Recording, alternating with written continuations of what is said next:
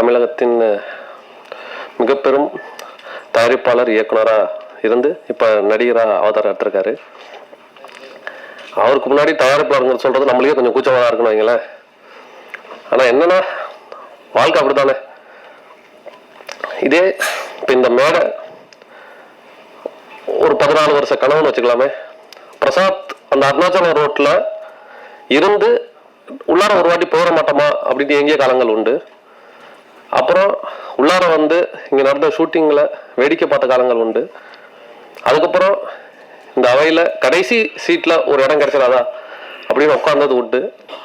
அப்படியே ஒவ்வொரு வருஷமாக வேலை செய்ய அன்பு உள்ளங்கள் எல்லாரோட அரவணைப்பினால